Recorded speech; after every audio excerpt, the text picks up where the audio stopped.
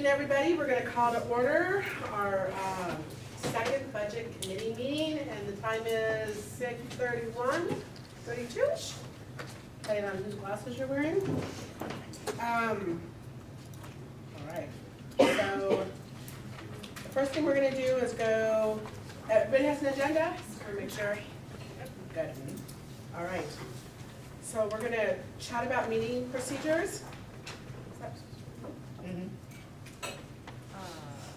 Maybe just a quick review of the agenda. So, That's what you mean, like review of agenda, right? so Okay. the way the meeting's gonna go is, we're going to basically, at this point, I'll follow you through the procedures. I will talk about the questions, and there's another document I'll hand out after we talk about the questions. We have to agree upon basically the prior minutes, if anything that's wrong with those, and we sent those out so you could have them for your review. If there was anything wrong, let us know, and we will correct them. So then it will go from draft to final, okay? And then all the questions that you guys submitted, we can go one by one, or we can select the ones that you guys want to discuss. And the other ones you're okay with, we'll just leave them in the narrative that you have. This will be put up on the public website tomorrow or tonight, either way, along with the agreed upon minutes and agenda once we have it.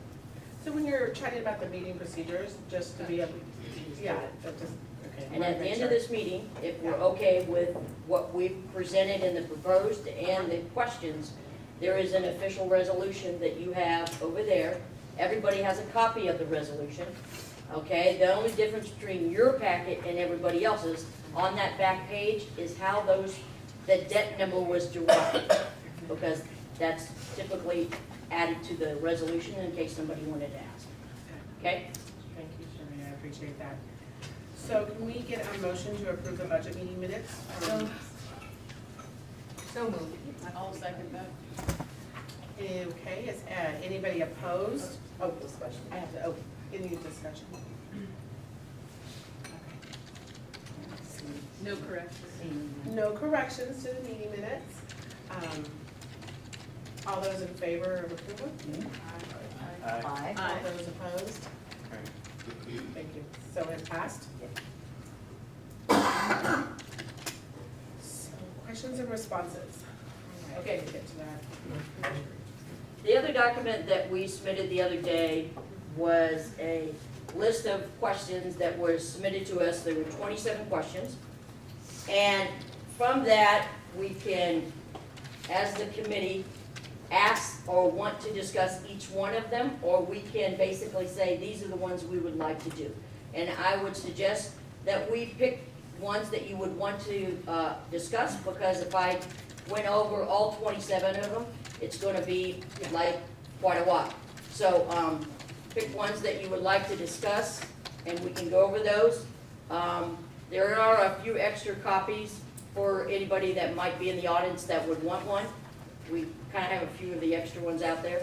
I have an extra one as well. Okay? Sherry, since they are very specific to who asked the questions, Mhm. can we, I mean, I think it's important, and then anybody agree. who wasn't fully felt like they understood or got the answer that they were looking for, can we kind of select the questions by that route? And I would ask that we keep the discussion down to 3 minutes. Yes. please. Okay? So Gretchen, you had the first series of questions. Are there any in those series of questions, 1 through 8, that just burning in your desire that we did not answer? I have to say that honestly, there's just some of my understanding about some of the, I think, SIG grant was a little bit not clear, but I think it's just a matter of me reviewing it. I have the original document, but I just need to review it again to get the answers I need. The SIG grant is in its 4th year right now. It will be in its last year next year. And over a SIG grant, they gradually get you to a very low dollar value. One of the changes that we will have, because we proposed $150,000 as a estimated number for next year, that has now been adjusted down to 104. But over a period of time, they were to focus on a series of things for them to get the school to enhance their skills at because of where they were at the time. We're now approaching the 5th year, and they're gonna wean off with most staff. So next year's staff will be the RTI and a little bit of front help. That will be, mainly that's all that's gonna be paid out of that grant. Any other questions? So at the end of next year, there will be no money. Question number 3, just for a minute. Okay. You don't have any more questions, Gretchen? Or do you want us to come back to you? In You case can come you. back to me. All right, Dave? You have the next series of questions, 9, 10, 11. I remember them, but yeah. Okay.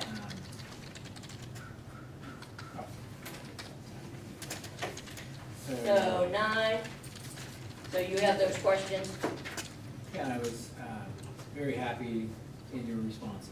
Okay, no further clarification that you would want on your 3 questions? It's clear the way you presented it. Okay, Thank you. Take a big deep breath, Sherry. 1 second. okay, Aaron, I'm ready. Well, no, I'm reading this last your response here, really.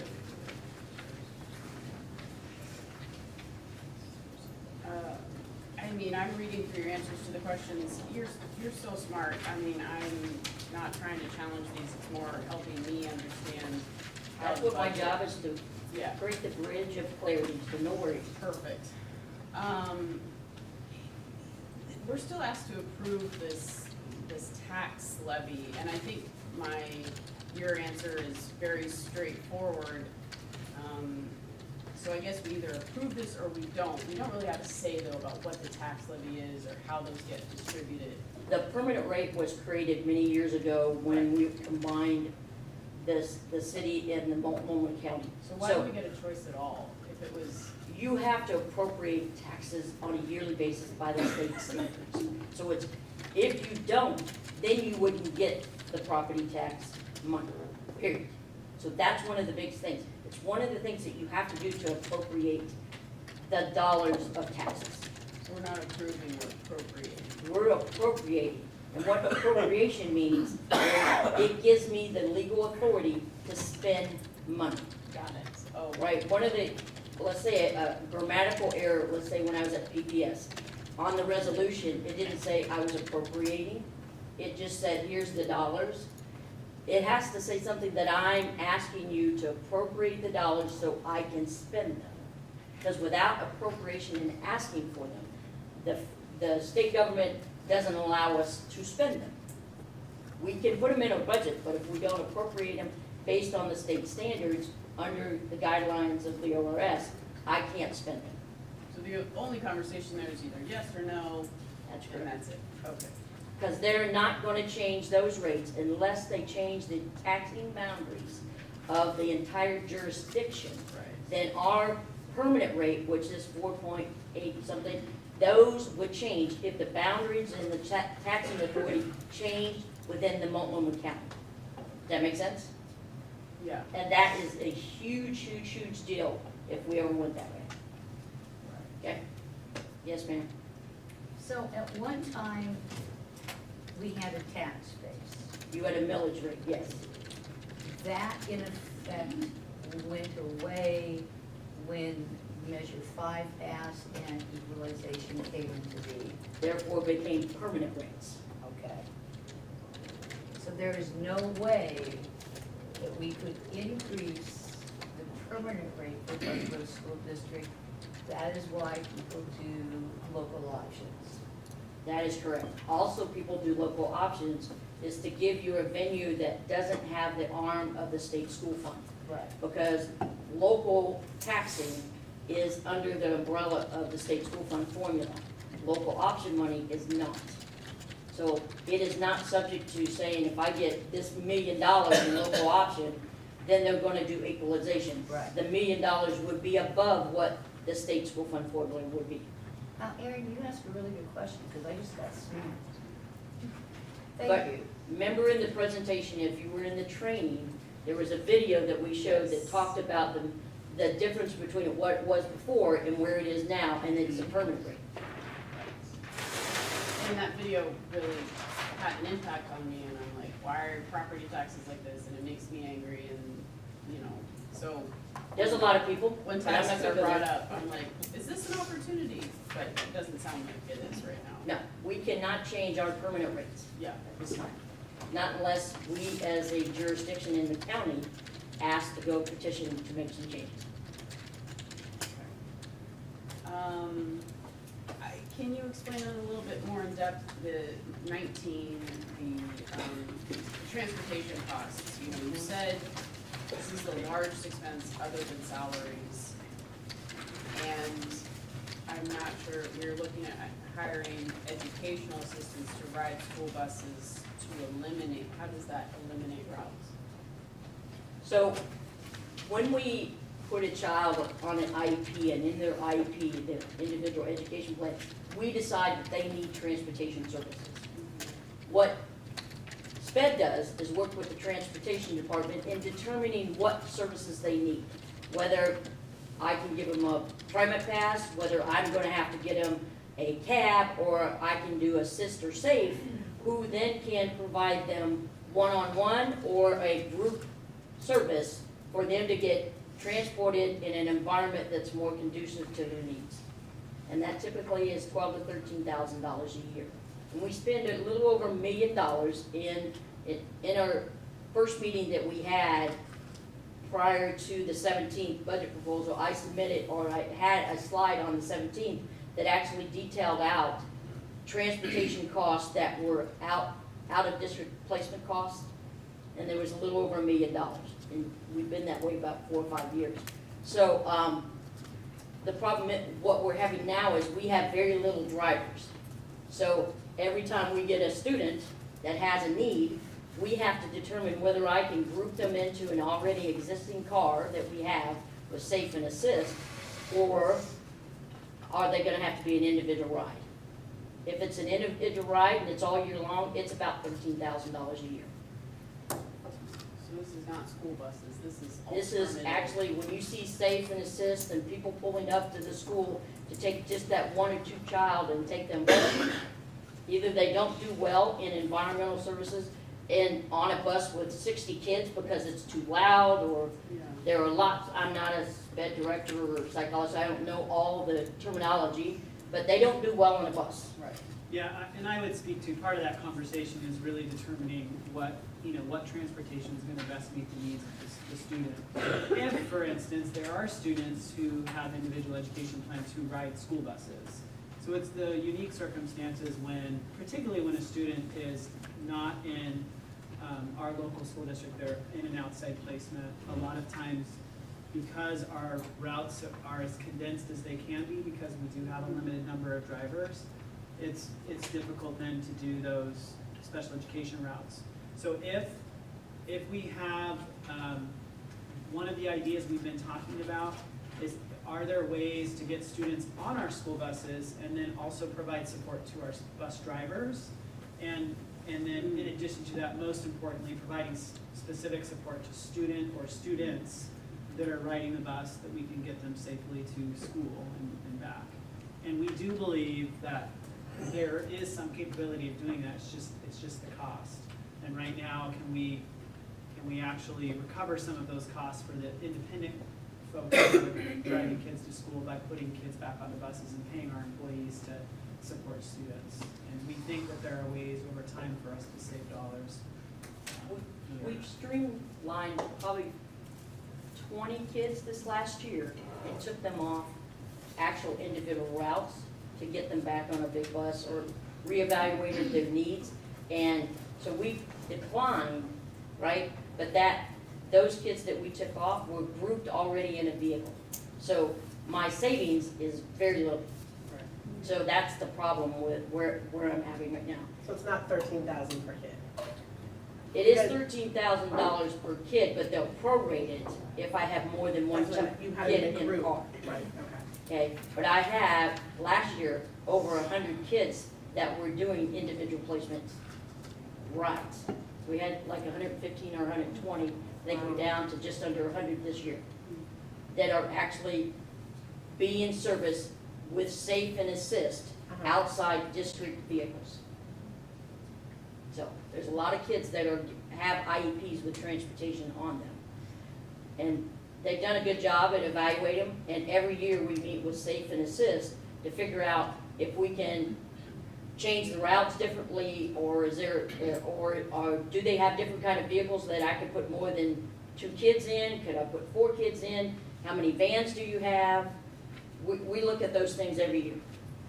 We met with them this year trying to streamline the cost, because we were also looking at, could we give them TriMet passes? Because we had the city money that we could do TriMet. So how many of the kids were in high school that I could give a TriMet pass? But very little of those were eligible, or we felt safe to just give them a TriMet pass and say, go forth and do with it. Yeah, we didn't do that. Another important rationale to the primary grade structured skills classroom, because the students are within our district, so then transporting them is less difficult because we're keeping them in the neighborhood. Right. And that, that continuum will need to continue to grow. The barrier has been just the ability to do that, but we're able to take this first step this year, even though we're having to take cuts because the costs for outside placements are rising at such a great rate that it's actually more economical for us to pay our classified staff and certified staff to support that classroom. Can I say one quick thing right there? Yeah, please do. That outside cost placement is raising for everybody. For all of our neighbors, all of the neighboring districts are feeling this pinch just like we are. I mean, that's not unique to us. I just want to make sure that everybody realizes And with the changes of Medicaid reimbursement, we can't get Medicaid reimbursement right now because of a change in legislation. So we've got that also that we have to continue with, that have increased our rates at outpatient places. Yes, ma'am? So that means that the 24, 20, 30 kids in the structured classroom, they were outside placements before? It's a much smaller number, so, Okay. we're looking at 6 to 7 kids to start, because this is a okay. very specific classroom that will support students with communication needs, autism needs. So it will be highly specialized and an environment that's set for particular kids. So yeah, some of the students that will be in that classroom in Parkrose are students who are either currently placed in an outside placement or have to be placed in outside placement because we don't have the service to provide them here in the district. So So- those students will not be placed out, they will be part of a district program. If those kids were getting transportation to where they were going, well, if they're in district, is the expectation that their parents will bring them to school? No, we'll transport them. We just don't have to transport Put them them as as far. And it's very likely that in many of those circumstances, the students will actually be able to ride the neighborhood school bus to get to school. Or there will be a route, that we can create that will get the kids to and from school. Okay, Karen, any more questions? No, that was great. I misunderstood that it's applied to special ed. Yeah. Okay. So Because that, we just gained 1 more driver, so we're now up to 10 drivers. Yay! Okay, the other one, do you have any of your questions? Yes, so related to the transportation topic.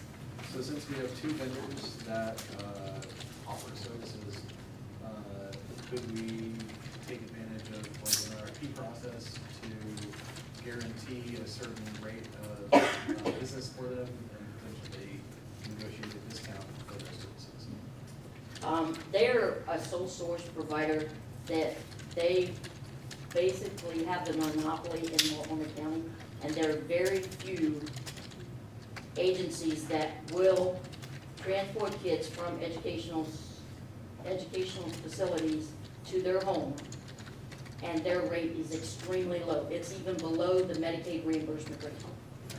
So, and we talked to them about their rate, and it hasn't raised more than 2 to 3% in the almost 5 years I've been here.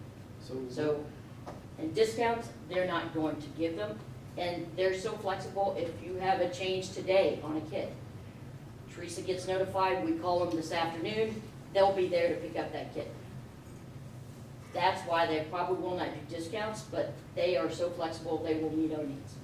And is the choice of one vendor versus the other based on geographic boundaries, or how does that shape out? No, it's, right now, we spend more money on Assist than we do Safe, right? Because Safe, went through some ownership changes and some other changes. So, and their office wasn't getting us our necessary stuff. So we have moved more to Assist than Safe.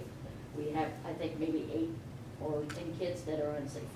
Michelle, did you want to make a comment? Just, there's a significant cost difference too. Yes. States can be up to $70,000 to $80,000 a kid per round. And so we are trying to be very responsible with these. Sure, sure. Yeah, the question there is really around, can we, find ways to reduce that spend? If, for example, one vendor wasn't getting as much as of our business, and we had needs for, hey, we want to combine kids into a van type thing. If you could guarantee them business, they might be able to meet that need for a lower cost. So that's kind of the root of it, is there opportunities there? Since my tenure, we have not gone out for RFP, but we do spend close to $1 million between those two vendors. We could look at the option, but between my job at Portland and here, there's not a lot of vendors that are actually really gonna go on to Orpin and say, I wanna try your RFP and meet all your obligations, because we all compete for basically the same vendors.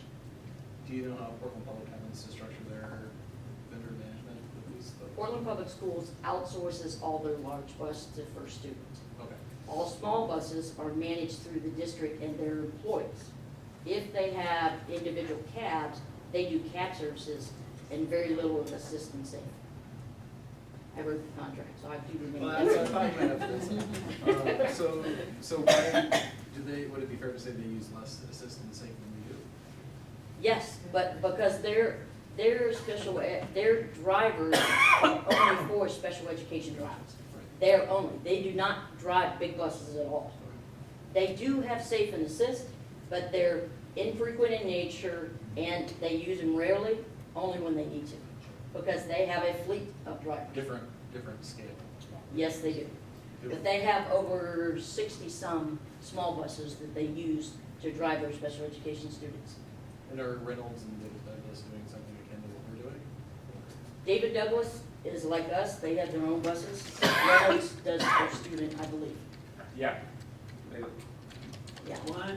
I think one long-term goal too is that we are a district that used to have twice the number of drivers, and currently more than twice the number of drivers that we can have now. And if we're able to employ more drivers, we would be able to have more drivers take on specific routes to support our students that have specific disabilities that require special transportation. So again, I think strategically, long-term, is to employ and retain our employees so that we can diversify the routes a little bit. It won't solve all of that, but it definitely, it is more of a strain now because of the limited number of drivers that we have.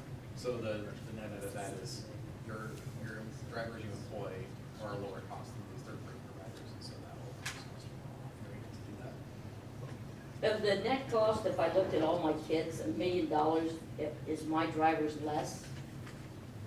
And there was a study done the year before I arrived on whether we want to outsource versus, For student versus. all of, right. And I've done this before several times. It is not, it may be smallly cost effective for you to do it the first period of your contract, but what The first squeeze on your- student gets you is Yeah. on the renewal of that Yep. contract, it will go upward anywhere 25 to more percent on that, and it's very difficult, because at that time, you've sold all your vehicles and you've made all these major changes. To go back, it's very difficult. So when you make that structural change, you have to have that mindset to understand what that means. Are there any alternatives to First Student that are in this market, or? There is another vendor, I can't remember the name, Yeah, Mid-Columbia. yeah, but they have very little of the school districts. Yes, ma'am. I can attest, Aaron, that was like the first big issue that Eric and I ever had to deal with. I remember something about it when my first year on the budget committee, or sometime around there, Right. so. And it was a very contentious Sure. issue. And since we took the vote to keep our own drivers and buses, and then she redid the zig and zag loan. So, It's a QSAB loan to purchase new vehicles. so we got new vehicles and then the government would help pay Yeah, them yeah, yeah. off. People I have talked to have said that we made the most brilliant decision that we possibly could when we kept with our own. We did go from We did lose 23 last- drivers, now we have 10. Yeah. That was the loss due to doing this evaluation. Yeah. Because employees can't guarantee that they're gonna have a job, so a lot of them left because of the lack of security they felt. So, that's why we've lost drivers. Is that anticipated? There is always some anticipation when you make this route, Yeah. okay? Planning to lose over half of them, that was pretty dramatic. I think it had to do with a couple people that were very strong, could sway the other people. I wasn't here, I just hear rumors, so, And I think you are absolutely correct. so.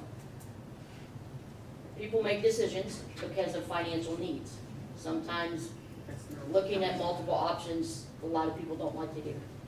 So, Thank you, Sharon. Question 22 around the task force for looking at special education budget needs. It says the work we've done this year, do we have an estimation on when that would wrap up? Yeah, and Michelle gave a brief summary, and she's actually gonna present to the school board at our work session, in more detail about what this kind of cohort has been doing and looking at special education support. So we started with what was called a path plan, just to get feedback. We did several staff surveys to get feedback around what's going well, what kind of needs to change. And then we did some focus groups after that, and then we did a path visioning to look at sort of a 3-year planning process for priorities. So that's just the very, very beginning of it. It's kind of setting a vision that aligns with Michael's vision and rebuilding, and it's also to support the person stepping into my job, kind of giving them a map for where to go. But I like the idea of, we're constantly looking at how to save money while trying not to build a culture where it seems like we're talking about expensive kids, right? Because some kids just cost more money to serve. And so there's a really delicate balance in the language that we use, I think, around that. But we are always looking for efficiencies. One of our biggest challenges in Parkrose is the economy of scale question that you asked, because we're so small. We have limited opportunity to build a full continuum, so we have to look really closely, like kid by kid, who would be a fit, where can we do it, and then take actions to do it that makes sense. Does that make sense? If we do it right, if we do it really, really well, we could open up slots to other districts. Yes, that's exactly, so that's in the long-term vision. Do we have a sense of when that kind of, so you guys were discussing it at the workshop, and then at that point, there'll be decisions made about changes to make, or kind of what's the path forward look like? So it's hard for me to talk from like here forward, because I'm not going here, right? So essentially, I think every year we review internally what we could do, and as directors, special education directors in the county, again, we're not alone in this. We talk all the time about, could we cohort and do something differently? Could Parkrose become the autism specialist district? Could David Douglas become an FLS specialist district? Could we do things differently? Because MESD is so full that they run out of space. And so we're constantly talking about that. You have a very young group of directors. The most senior person is in her 3rd year. Gotcha. And so there's a lot of potential. We work really closely together, but we're just at the beginning of that.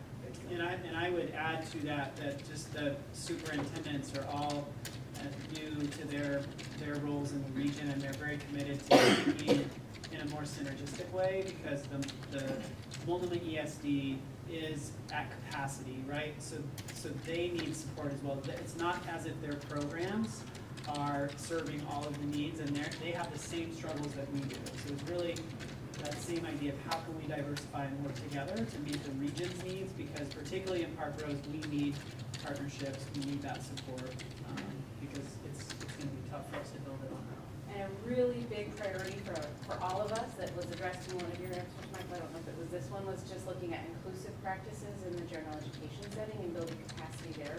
We welcome very different looking and behaving students. It's possible, and it just takes making a plan and kind of getting on the same page about it. The other side of that is my piece that I'm probably the most senior business manager is working with business managers to understand more the concept of special education and how it needs to work and how we need to collaborate together instead of silos. So out of about 7 or 8 of us, there's lots of new ones and they're forever changing. In this funding package that actually passed in the House today, one of the state initiatives will change the formula for high-cost disability, which will actually benefit all districts. It also looks at increasing the reimbursement rate for the percentage of students who are identified with special education needs. So all of those things to Parkrose and all the districts around us will be a benefit, and there will be dedicated dollars to address those targets. So that's another thing that is going to be deeply embedded in, like, what does Parkrose get out of it? They are addressing some of the long-term needs. So this Joint Committee for Student Success really did hear specifically about the strain on districts when it comes to serving our kids with the most unique needs. Okay. Aaron? The last one was around boundaries, question 23. It seems like Sacramento specifically, maybe especially, is kind of the downward trend of enrollment.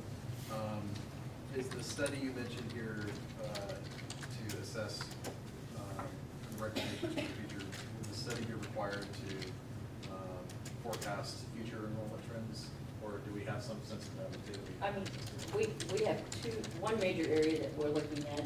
We all know what it is, and that's Rust, right? And we met with them yesterday. They have to, we're down to, I think, one or two of the final plans, and they have to bring back with what their estimation is, apartments, condos, whatever. And then from there, we have to build assumptions, similar like I did here. What do I think my rate of growth is going to be over the time? How realistic, right, is that going to be? And how long is it going to take to actually build those homes, right? As I was driving to Costco today, I saw 7 units that just opened up right off Sandy. So they were a vacant lot before. So there are small pieces that are coming in. And how are we going to be able to, with enrollment and transfer, control the kids that are in our area and keep them in our area? One of the areas that we're doing is looking at the champions, and hopefully that will bring some of the kids back because we can keep them in the schools. Because their parents can drop them off and know at the end of the day at 6 o'clock they can come pick them up. So we're looking at this. But projection, there's an option that we talked about with the project is whether or not we would go out to like PSU to do a study for this Rossi project. Do I think it's going to be necessary for the overall estimate? No, but maybe a couple years down the road when things really start filling in, I think we might need to do that. But I don't think at this stage that it's going to be cost effective. Because too many things could change, because there's lots of legislation that are talking about what's going to happen inside a school. Yeah, within the next 5 years, the board will definitely need to look at the boundaries of the district and the influence of what we know will be ultimate development at the Rossi, Justo, Gary properties. And that's going to phase, right? This is a development plan.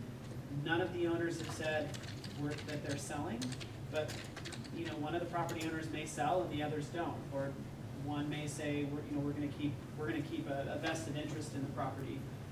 We know now that live births are down in Multnomah County, so we know that we can predict that our kindergarten classes are going to remain not as big as they currently are, but however, we're losing staff because of that enrollment loss. So teachers are still going to have fairly big classes, but if we're able to get back to the staffing level we used to be at, then class size, particularly at the primary level, would be better. In middle school and high school, in the next 3 to 4 years, they're both very full right now, and their class sizes are very maxed. They're going to see this shift in about 3 to 4 years if we don't see an enrollment bump for the younger students, because elementary, like you said, Sacramento, Prescott in particular have lost a great deal of enrollment. But to be honest with you, those schools were beyond capacity when they were at 400 to 450. Sacramento was at 450 kids just 4 years ago, and that school was filled to the brim and was too full.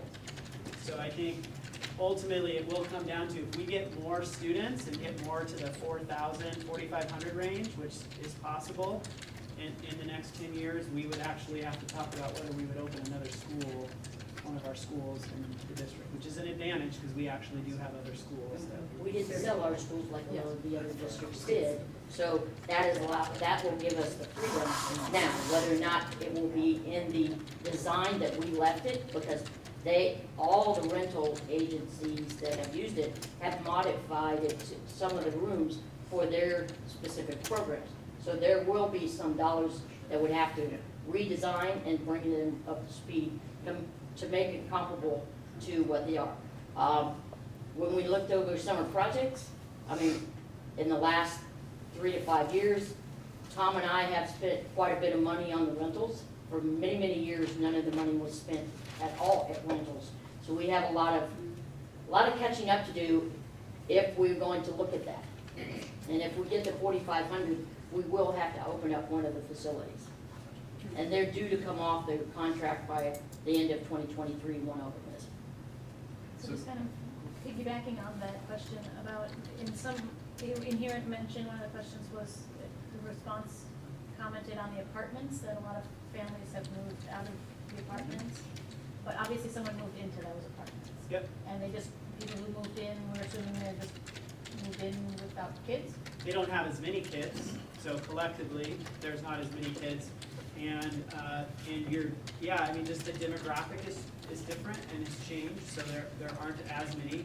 I do think that there are handfuls of circumstances where families came from Portland Public, right? And they came out here for maybe a slightly cheaper rent, but they want to keep their, like I got a stack of papers like this high on my desk, which are often this time of year of people saying, my kid's been in PBS for 5 years, please don't change their lives and make them come to Parkrose. So going through each one of those requests and determining, who stays, who comes in. And right now, the district takes in as many students that leave the district, and it's not a big number.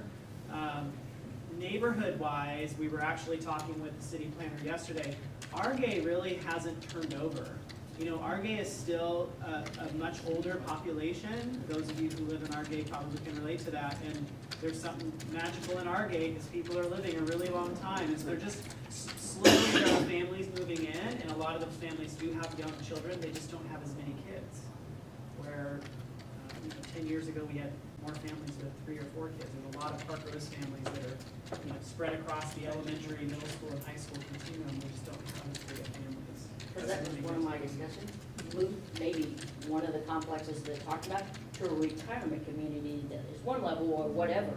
So, because most of those houses in our day are 3 level. So it's very difficult for me, and I'm aging to get up 3 flights of stairs, so. Yeah, and bigger family, housing is not affordable, so if you have 3, 4 kids, I'm sure a lot of these families have to make really hard decisions about where they're gonna live, and Parkrose is just not as good an option because, affording a $350,000 to $400,000 house is just isn't, our teachers, our classified staff, some of them live here, but they could not then just move in now and afford to live here on the money that they make. And a boundary discussion can go from 1 to 3 years on a minimum. Yes, ma'am. Russell still has a contingency, Russell and Shaver still have a contingency of students from the area we used to call Sumner. Sumner and Van Allen, yes, Mostly Russell. mostly Russell. Okay. So if you were to just go back and say, we're gonna put the Sumner neighborhood back at Prescott wouldn't have that capacity, right? Prescott could take on about 60 to 70 more kids and not be bursting at the seams. But when I first started there, it had 415 students, and we had music on the stage, right? Because we didn't have the music room. Yeah. So, I think I have 8 to 12 kids that I pick up in summer. Not a lot. No. How many Sumner kids are there? 8 to 10, not a lot. In the whole district? And that one little route that I pick them up, they may be, that we use for transportation. I don't know how many live there. They could go by themselves, they don't take transportation, but what actually gets loaded onto a bus. Not a lot, but we have to pick them up. So it sounds like, given what you were saying, Michael, about Sacramento specifically, they were over capacity before. It sounds like, I guess, my question is it fair to say that they're at a good spot capacity-wise now? No, they've lost, they're similar to Prescott in terms of the size of the school and the capacity, so Sacramento could comfortably be at 375 to 400 and be okay. Sacramento is one of the schools that's actually losing a classroom teacher simply because the schools that are losing such higher percentage, those that actually, when we talk about reduction in force, that's where the reduction in force for teaching positions are happening, at those schools that are losing students. Yeah. So, I guess to wrap that for it, then it doesn't sound like, given the length of time those discussions are matters to take, given those changes in demographics that are on the horizon in the near future, it doesn't seem to make sense. We have to give a projection because of the Rossi project, based on the proposal that I think July, 1st of July, whatever, what we think our capacity growth would be with that project. But they have to come back with something. Do we want to spend, and those costs could be $7,000 to $10,000 for a study. We're gonna do a rough estimate of what we think is gonna be the growth, based on the information that we know at this time. Yeah, And so then- short term. It's a short term. Yeah, in short term, no. We're projecting in this budget to lose 50 students next year because the senior class is one of the biggest classes in the district and the kindergarten class is the smallest. So we know that we're anticipating about 225 total kindergartners to enter the district next year. And we know that that group of 275 is leaving. The next biggest class is the incoming sixth grade class. Is a big class, and they will head to the middle school next year. 4th grade and 6th grade are bigger. Just out of curiosity, and the preschool numbers, do they also characterize in there, or are they just something that we're just kind of doing to help build up the community with it? You mean in terms of our enrollment? We do not, they are currently separate. Okay. Part of this new bill in the legislature will likely change that. So as I had said in the response to that, we fund one and we receive grant. Now the grant actually receives a lot more funding because it's a statewide grant. And the advantage is just, Sheree and I were just approached the other day about the potential, even for next year, for Russell and Sacramento to take on preschools. And of course, we are one of the first in the line that will get those offers. There's a lot of work to be done in terms of what preschool requirements are and then what regular ed K-5 education is like. There's just a lot of standards that There's a don't lot align.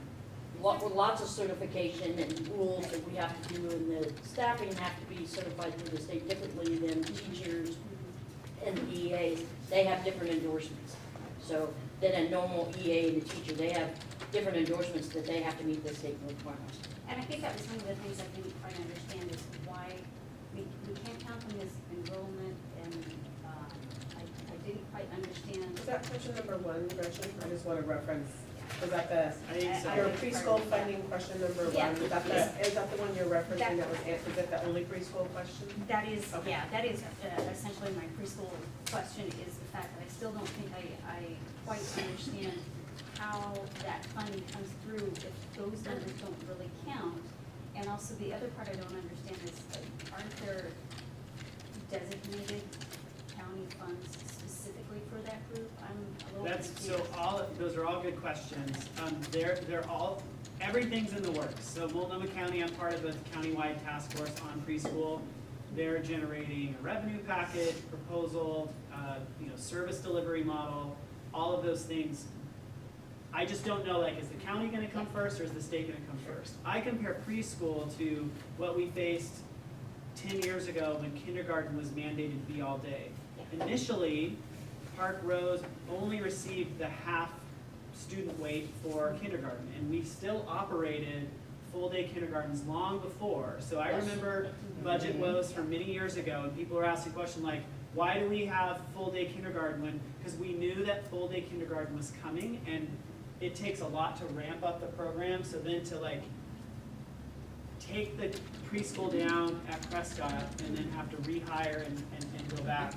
I see in the next 2 years that we'll have 4 preschools at each of our elementary schools that are fully funded by the state of Oregon. I thought that there had been a private donor and. They were, and that was part of the agreement when we first brought Prescott on, right? Because they are the site that a lot of the agencies in the state are using as a training site, because it is a very good site. It's working.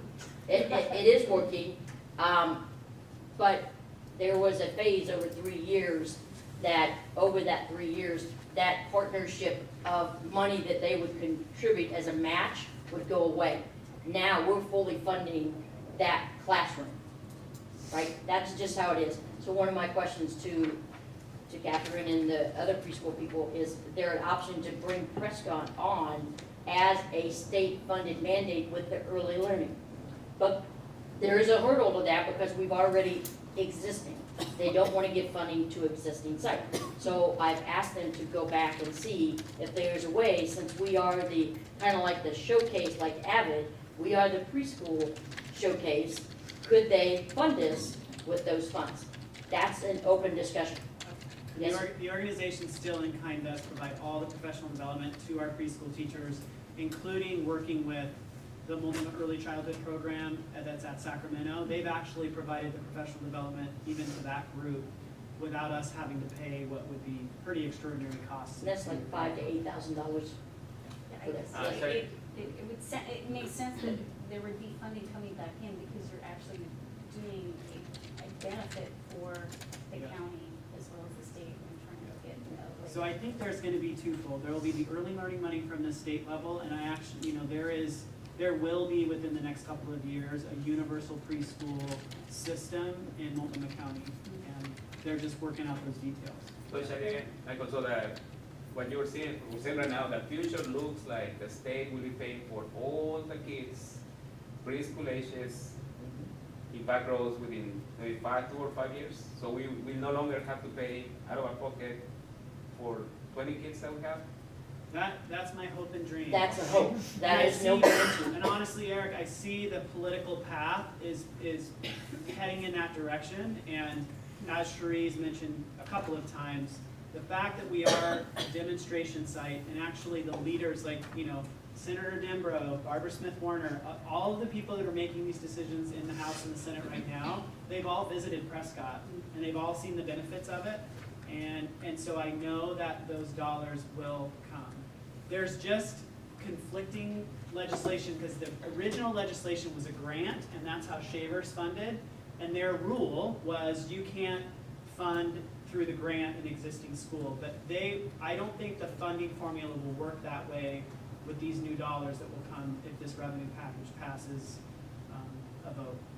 The concern also will be those things that are Head Start, because Head Start is federal and state.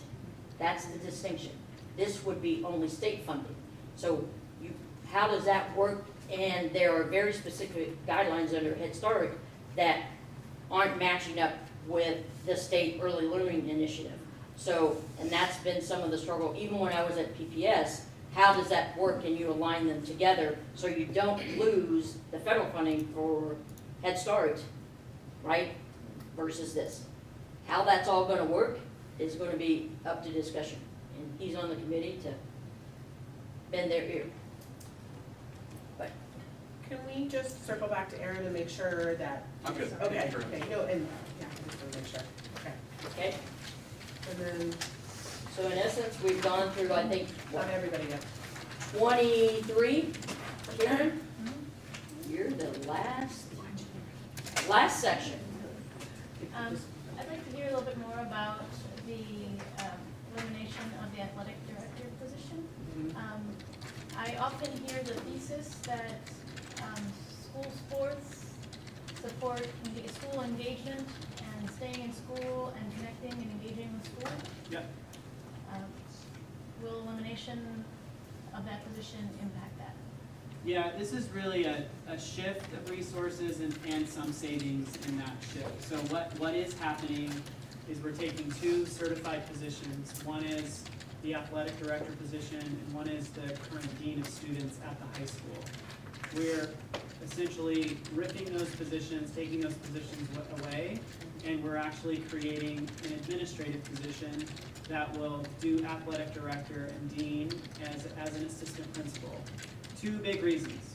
Reason number one is one of the other positions that we are reducing is the position which is my former position at the district level, which is a director level position, which is a pretty big hit to the district office. I am asking our high school principal to take on some district roles. So she's going to be a high school principal, but also be doing some specific work for the district, working with two things. One, I want her to learn the elementary system to kind of better understand how we're articulating so we can better align. And the position needs to be redesigned. That position was created long ago, and it's not set up well to serve how we need to operate. So this assistant principal role will fulfill two things: athletic director, discipline support. One of the things that we see with athletics is we're not really reducing athletics in terms of the opportunities that kids have. It's just really a redesign of the positions. We have learned that it is important that the person who is the athletic director, there is an advantage to them being an administrator, because supervision of coaches is very challenging and very important. There's a lot of training requirements. There's a lot of liability in athletics, and it is very important that we're doing an effective job of supervising our coaches, which oftentimes are sometimes employees and sometimes they're not employees. They're employees of the district, but they're not a teacher or a classified staff They get member. a stipend. We have a combination of folks. We do have, a number of employees who are also coaches. So we're flipping the table a little bit and redesigning, and there is, some savings in that too, because we're basically taking two teaching positions and combining as one. But I'm also really taking away from the high school to do some of the district work, because we're gonna need the help. We can't, and right now we can do that because I used to do that job.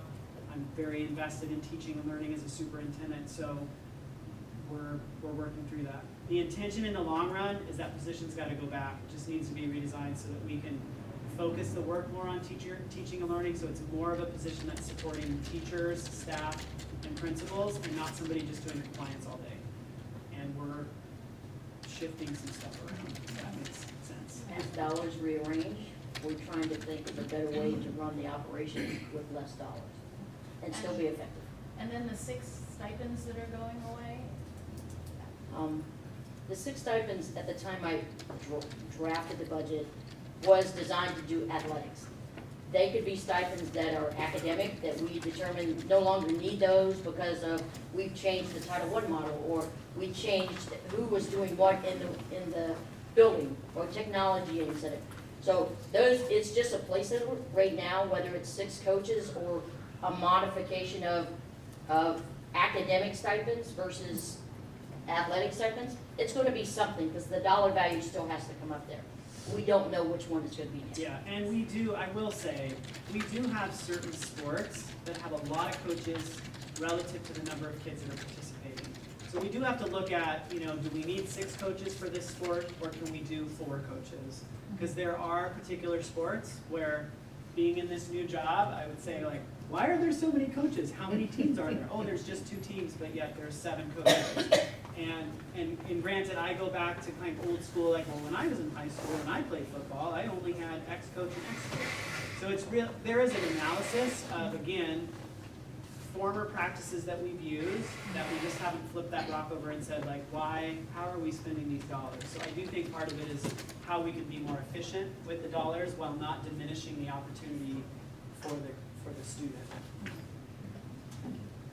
And then back to question 14, which was actually Aaron's question about the biggest non-negotiables. It says workload and behavior support. What is behavior support?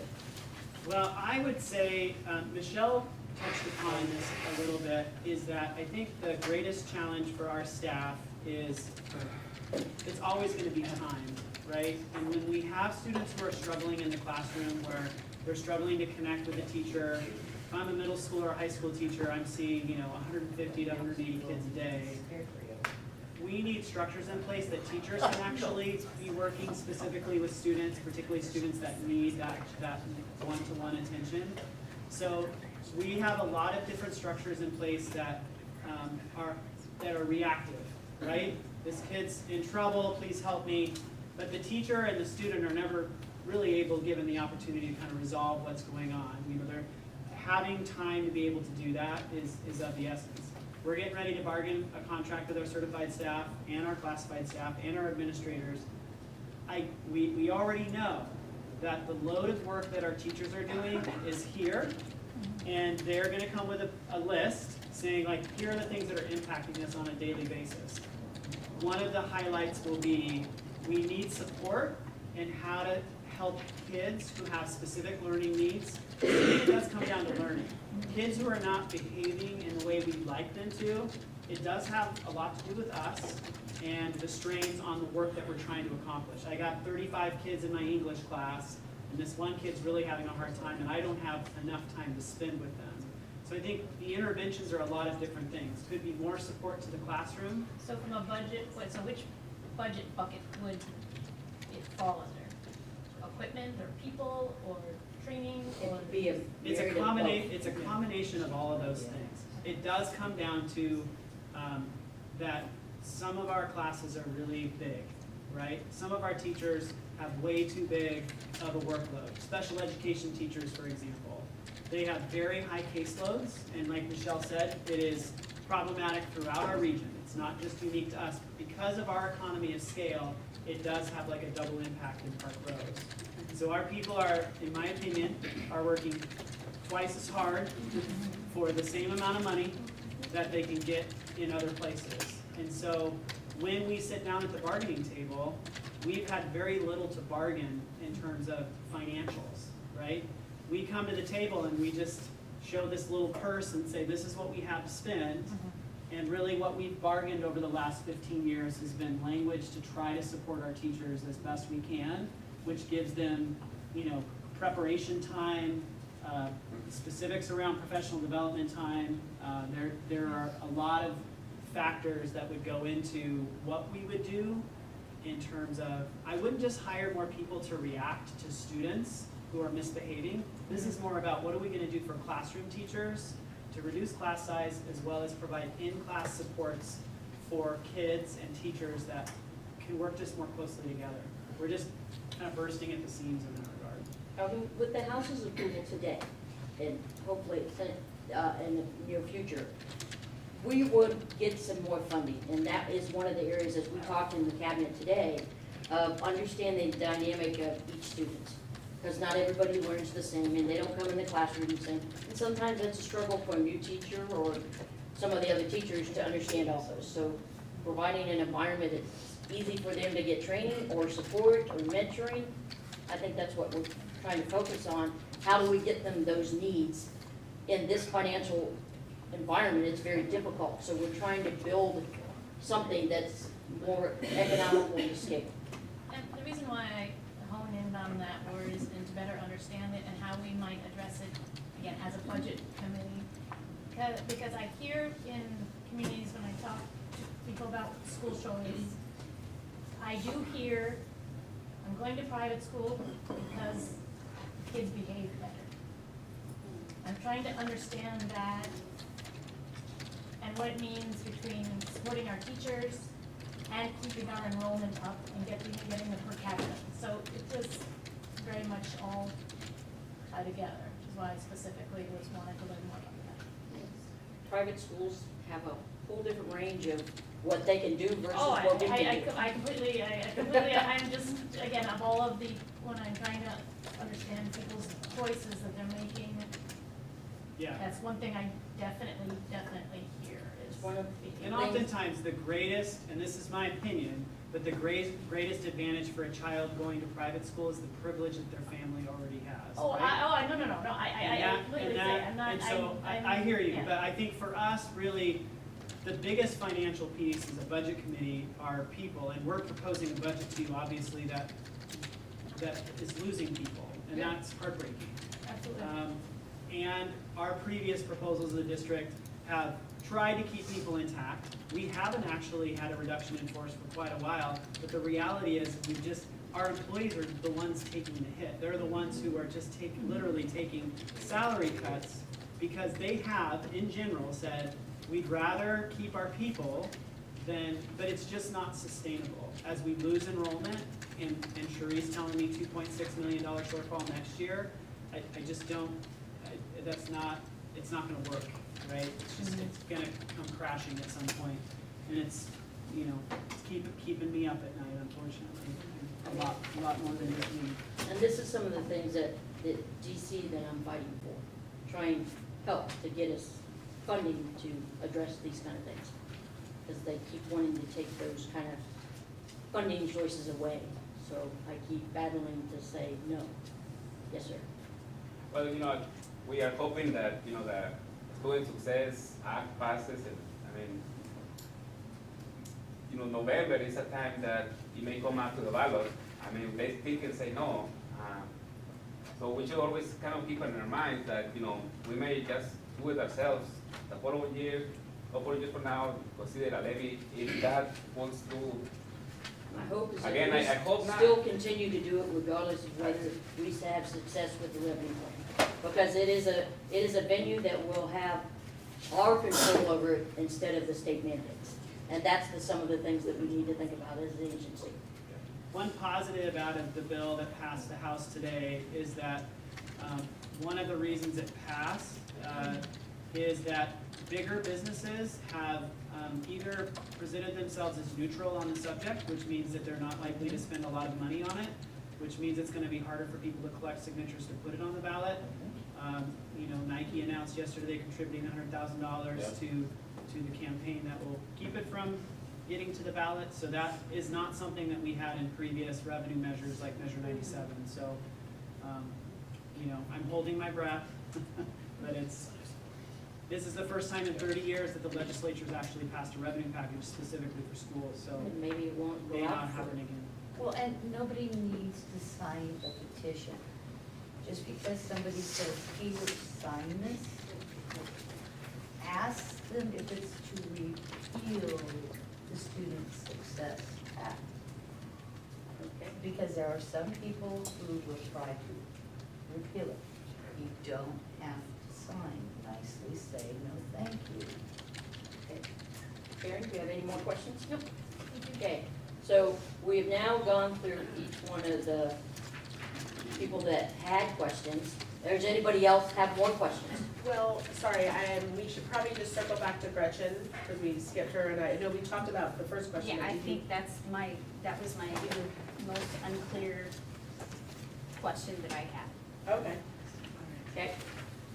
If there's no more questions on the original proposed questions, I have put together something that, as with every budget, if we'll pass them down, Can we do a break before we jump into it, or is? Sure. Yeah, I'd like to propose that we do a quick break. Can you give me those back? Sorry, I was trying to catch your attention. Let's do a 5-minute break and reconvene at 7:40. You love it. I know. Two just feels right. It does. All right, let's reconvene, please, if we can. So, we've now gone through the list of 28 questions that were respectful to the people that submitted them. Now it's the opportunity of the rest of the board to ask questions around the 28 questions. If you have any questions that you would like to ask yourself that wasn't initially asked. I do, thank you, Sherry. Question number 13 for Aaron Middleton. You said you mentioned, or Michael mentioned, that we have a salary reopener. Can you define what Yeah. that is? So that means we will not look at the entire classified contract, we'll just specifically look at salary. So the two main factors for salary are the steps that employees take based on their experience, and then looking at the classifications, like where people are in classification, which is based on their job description and what the work that they do. And then, like this year in particular, as minimum wage is growing, right? Looking to see that we're, meeting the law, but as we have talked about, we're also trying to make sure that we're competitive and providing our employees a reason to stay. So that's a big part of our conversation, and the actual contract, do we re-bargain next year, Rick? Full contract. Yeah, full contract next year. Okay. And that's for all three, classified, No. Certified and administrators are this year. all the Full full, contract. that's it, We okay. start next week with certified, administrators usually are I on know. back burner. And I think Mary Lou and Dave, you're the administrative. Yes, and Oh, administrative, yes. we're administrative also. You're certified and. I need to meet with you so we can schedule meetings. Okay. And Sonia's certified, and I'm classified, and you're classified, And you're admin too, and you're admin, okay. yes. We just need to get something on the schedule. Okay. Schedule. Okay, any other questions?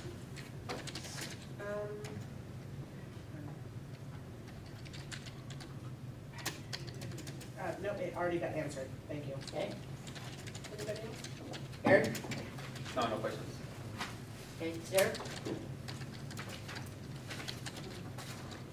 Okay. Okay, I think we've addressed everybody. If we're okay to move on, you want to pass out? Yeah.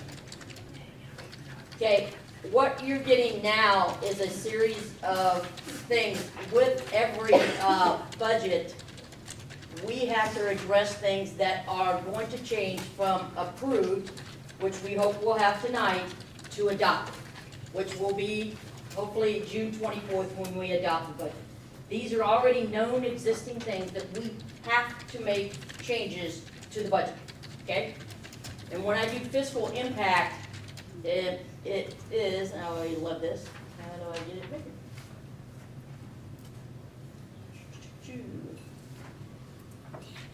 Maybe it's better to do it that way, okay.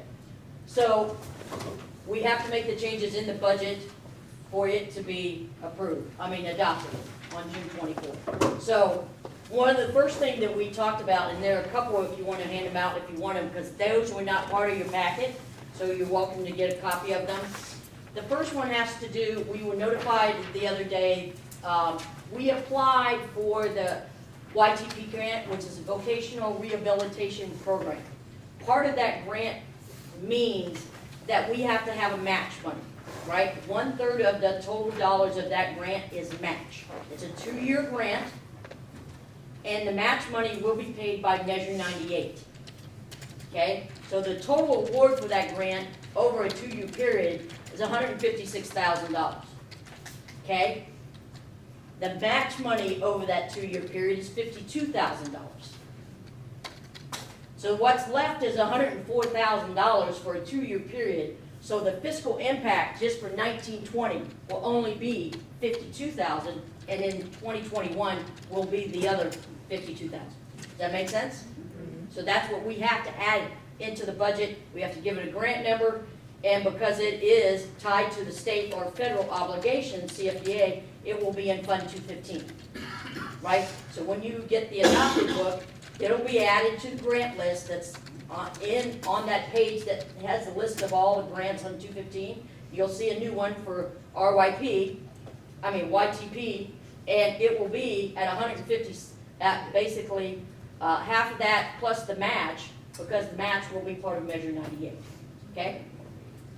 Any questions on that? And that's also the program, thankfully, that Michelle is going to, so we have an inside loop into helping us and making it successful, because she was one of the very few agencies when I was at PPS, when I first met her, applied for the YTP and got it for PPS when I was there. So, She has a lot of history with it, and it's been successful, and she's been working with Julie Sams to get her up to speed, and working with Molly, because they're Measure 98 funds helping on it. Are there many strings attached to the grant, or is it just kind of basic? It's gonna fund an FTE, and there are some training and supplies and stuff like that, but you wanna talk more about it?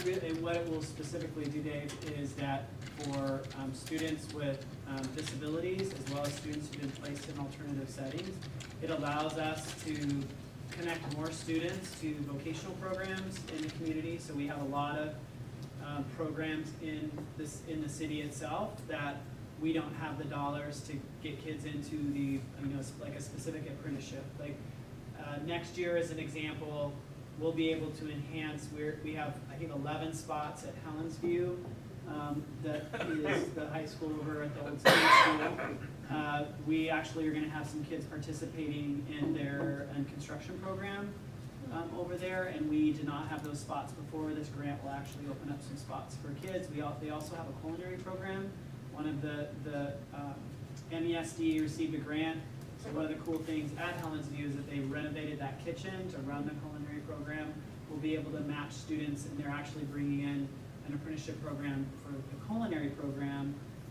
Obviously, being a food town, they're just taking advantage of that opportunity, and that's just kind of fledgling. It's just getting started. So those are just examples of how we can provide more opportunities, particularly to our kids who are looking for specific vocational programs that we don't have at the high school. I know they are using those kids, particularly for the business managers and some of the other programs through MESD. They're doing and starting to learn how to do catering. So they're catering some of those events to minimize the cost, but they're also learning how to do very non-Cherie eatable items. I can tell you that, because I don't eat poo-poo-poo. So the second one, it is in my category. It's The a food pyramid. However, Sheree, this is totally off the subject. I have heard nothing but compliments concerning your pecan pies at the auction. And they're not poo-poo-poo, they're southern fruit, and they're not really healthy for you. Don't tell me that. They're good. All right, so if there's no question on that, we've got by May 10th to send back our assurance letter to the state. I'll be working with Michelle to get that done. The budget's pretty much in, and should start getting funding, and they'll probably and that includes an FTE that's gonna go into this position, so that will increase our total FTE. And it's not a certified position, it's a classified position, I believe. Okay? And it has some fancy name, and I don't know what it is, so. The position, Yeah, it's got a fancy new Yeah. name. we'll be talking with you about it, Rick. Yeah. It's a new position, so it's a good thing. Yeah, I know it's in Yeah. category K, that's the best thing I know. Thank you. The second one is the school improvement. We talked about it before, and I said it earlier, because it's in year 5. We just got the letter like a couple days ago, but the award value was not what we thought, 150, it's 104. Supposed to stair step, right? We're supposed to like lead them up. Well, yes, it's the 5th year. The second year, the 4th year, we're at $200,000. So now we're going to 104. So it is, over the period of that 5 years, it has staggered down. Okay, but So- just more than anticipated. Yeah. I projected a little more than what the state gave me, because we put in a proposal years ago of what we thought the plan was, but as you spend things and don't spend it at the spend thread, you have to monitor, and Michael works with Sam to negotiate with the state of how that plan gets used. So we'll make an adjustment, and we also work with the principal to let him know that the money that's in this year, we have to leave a little bit left in the purse, because the 2 staff members, the award amount would not be sufficient to pay for those 2 staff members. So we're asking him to leave a little bit left in the carryover, so the 2 combined will be able to pay for the 2 FTE that are basically 1.5. An RTI person and a half-time person that's at the front desk. Okay? But at the end of 6/30/20, that SIG grant will go away. And those staffing will have to make decisions of how that works. Okay? Any questions on that one? Okay? The next one is some of the discussions of how we're going to deal with staff, training staff, getting them better equipped to do some of the things in the school, to help some of the students, particularly around ELL and some of the other things. So we're changing work matter from a 0.5 to a 0.75, with Title II and Title III taking 0.125 of each piece of that. And there's no increase to the budget because we don't get any more Title II or Title III dollars. We just increase the FTE and we'll have to take it out somewhere else. Okay? But That's the grant. out of the grant. But because we're taking the teaching and learning position away at the district office, work is also going to help us on some of the fiscal and compliance things that Lisa and have been doing, so she will probably take over that piece of the pie. And it's not fully designed yet. We're in the middle of figuring out what all that is going to be. Okay? So the fiscal impact of that basically is zero. We're moving X and Y. We don't get any more grant money, but we're increasing the FTE. Okay? Next one is Measure 98 grant. After, and I didn't know this, Michael had told me, Miss Poole resigned, and she's funded at 0.6875 with a portion of it out of middle school and a portion out of high school. So what they want to do now is possibly increase that to 1.0, but that would mean more money. So they would have to either convert some of the FTE they have to be able to fund it. So it's to be determined. What is the fiscal impact at this time? They get no more Measure 98 money, so they're going to have to figure out how it's going to work. There's no extra kitty sitting somewhere that says, because we want to change our mind, right? So they'll have to rearrange the FTE they have to make it work. But there is one person that is retiring that we put in the fund, right?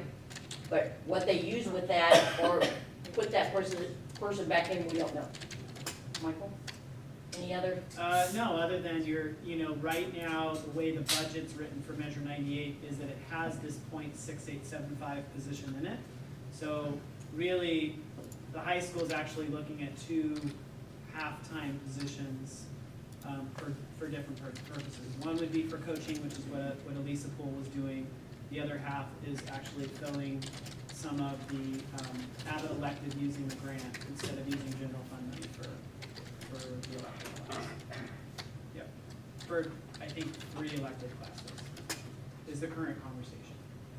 So the next one is 5, which deals with all the staffing changes that are in grants.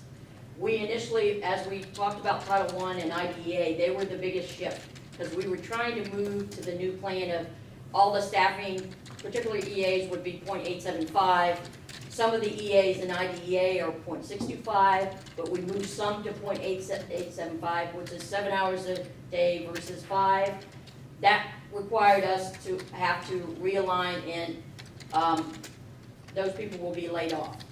We have a dollar value so the fiscal impact will be 0, but what the allocation finally will be, I know Rick has been meeting with Mary, based on what the reduction in staff will be at each level, that has to be determined. So that's the discussion here.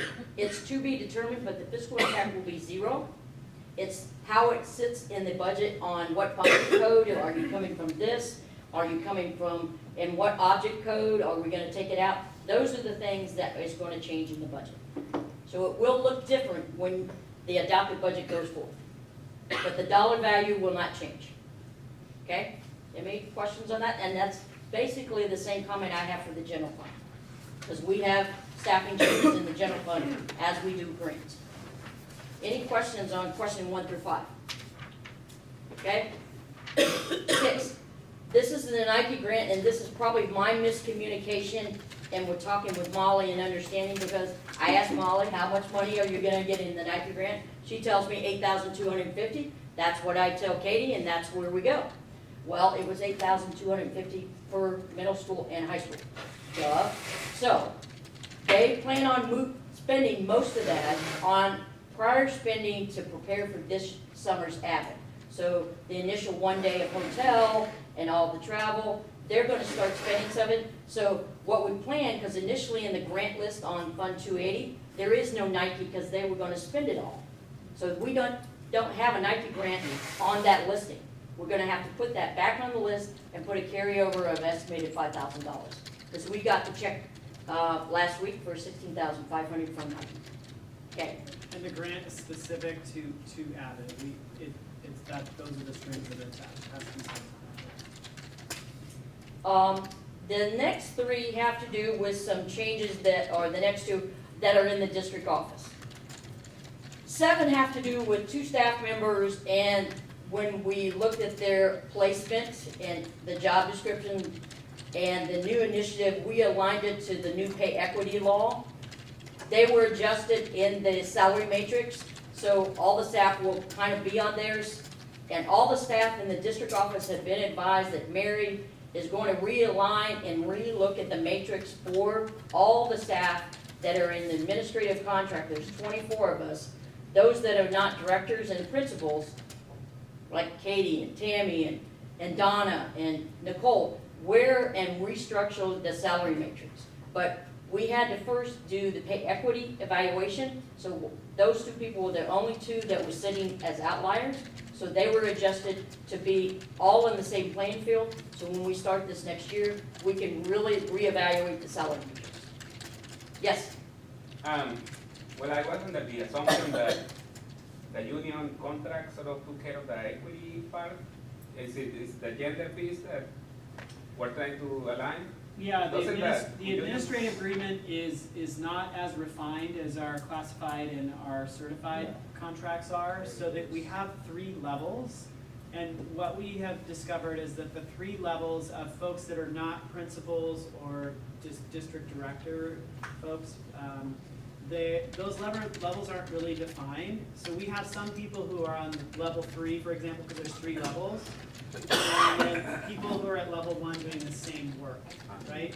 So really, pay equity is about, like, there's no reason or no definition as to why someone's at level 1 and being paid X, and then someone's at level 3 being paid X. So that's the difference. We do look at, we will look at that specifically. Like, I know that will be a topic that Rick and his team will talk with us about, is looking at pay equity. It just depends on how the contract's designed. Most typical labor contracts in education do have like seniority and steps, and people are paid for those steps. The administrative contract just isn't that refined, and what 3 levels and 3 steps. Cherie will work on with Mary Lou and Dave, as the administrator contract folks, is we'll just talk to you about what we're trying to address in terms of pay equity. Administrators are fine. Administrators are just like, you're a principal, you start here if you're your first year person, and I think the highest level you can get up is 3. Just to clarify, this comes from 2017 Oregon legislation that directs government, January.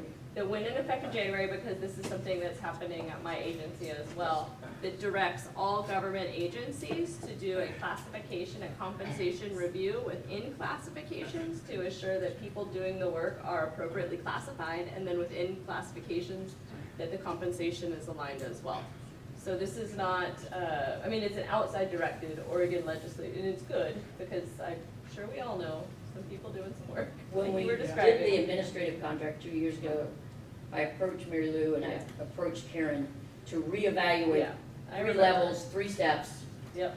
We were not at a place that they wanted to move forward, so unfortunately, we're at a place that we're really gonna have to do Yeah. something. Right. This was the first step to get us on the same playing field for equality, and then we're gonna go from there, and then do you need a degree? No. How many years of experience? Really define each one of the roles and the job descriptions, similarly like everybody else has done in their job descriptions, to try to get more clarity to it. Excellent. Okay? The next one is the HR director. This is the year of negotiations. This is the year of cuts. This is the year of lots of other things. But they have historically been 230. So we're adding 10 more days. I added 10 more days like a year or so ago because I couldn't take my vacation. I was losing it every year. So this is actually getting them in the office, particularly in the summer, when there's a lot of work that we get done in the summer. when you're at 230, it's very difficult to get that done. So, adjusting them up, both 7 and 8, there is no fiscal impact because it will be taken from budgets, so it will not change the general fund. It's not increasing it, so we're going to reduce something else to be able to make those things happen. Okay? Any questions on that? You just don't know what that is yet. I know what the HR director is. No, I mean the reduction. You said there's no fiscal impact. There is no Where- fiscal Where impact. you're taking the money. Yeah, In HR, I'm taking it out in her department. She has an 0389, which is non-instructional professional services. There is a budget that's in there. We're gonna reduce that by the $6,940, and that $6,940 will go back up into the salary line. okay. Okay, the other one, because we need to finalize it, and whatever that ending dollar value is, because it's effective July 1st, right, we're going for it. I know roughly where it's gonna be, but will that fall out? I don't know yet. So it may not be within that same department as it was with the HR position. It will be within the two departments that they're affected. Okay. We're not taking from somebody else's department, it will only be within the departments that are affected by those two employees. Okay? And like we said on the other one, I think it was number 5, which is the same we did for grants, it's the general fund. We are having a tremendous amount of shifting of people that are possibly going to be cut. We've had a lot of people already resign, so that changes the list. Every day, it's on a rolling change. So it will change the budget, but what exactly, how many people, we don't know yet. We were going to give slips out like tomorrow or today, but because of some changes with the union and Rick, that means we extended it. I think we're now to, Rick, are we out to the 13th, right? 2 weeks, Yeah. So we're now not going to make those notices until the 13th. Okay, but there will be some people, but from here to now, since we talked, there's probably been 2 or 3 people that are choosing to move on because they found other jobs. Okay? Those are the things we know today. Okay? And there are others, but most of them will not have a fiscal impact. It's how they realign themselves in the budget. The key to that is, most of them, if they're new money or a reduction in money, they have to do a grant. Okay? So I think at this point, I'm done with my presentation. Does anybody have any questions on these items that are added back?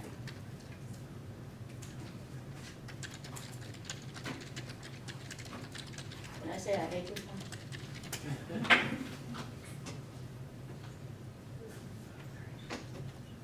Okay, Thank you. okay, now it's beautiful. Thank you. That brings us to agenda number 4, which is our budget committee discussion. I think it would be, just to simplify it, starting to my left, and give everybody an opportunity to speak to the budget and ask any remaining questions that they might have. Mary Lou, may we start with you? I was gonna start with Eric. That's nice. Okay, I would surmise that this year there's going to be, changes in probably specific people in specific positions. But what I heard you say was the budget we were presented last time we met, the final amount will be the amount that we will be operating with starting July 1 For the general fund. for the Grants will general be fund.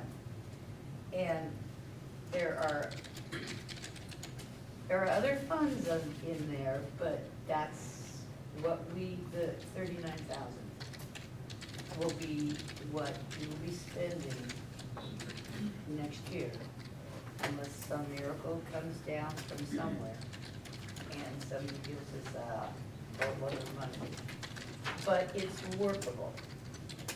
It's not perfect, is what I'm hearing being said.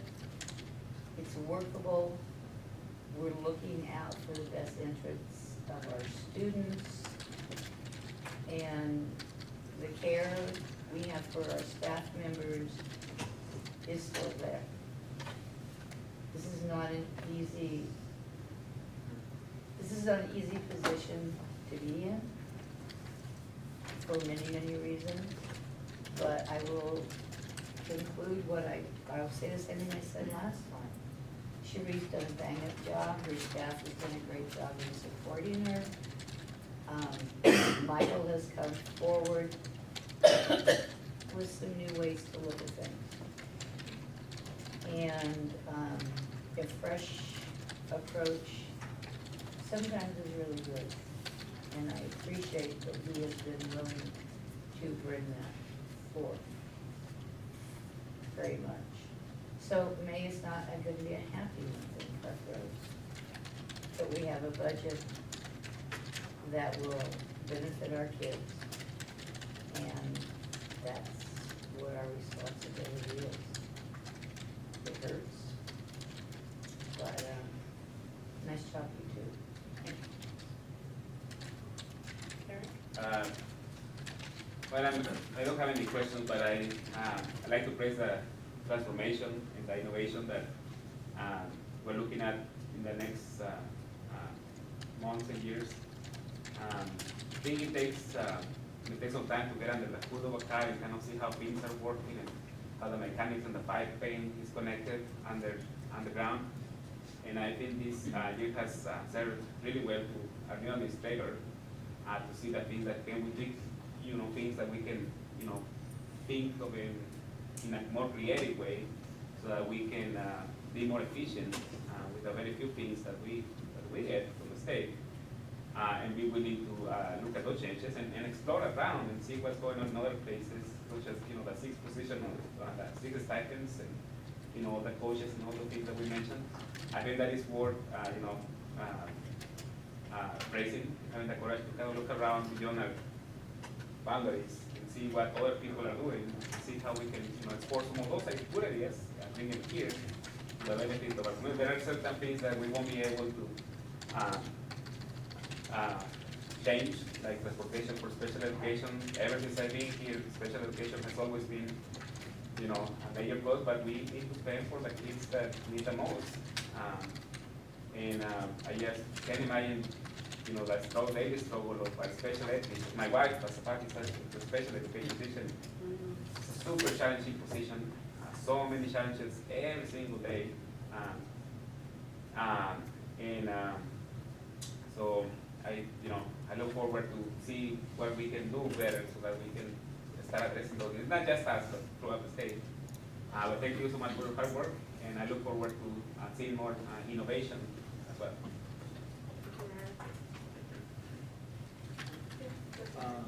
So yeah, I'll echo what Eric's saying. I think hearing all the rocks and exploring things that taken for granted before is great.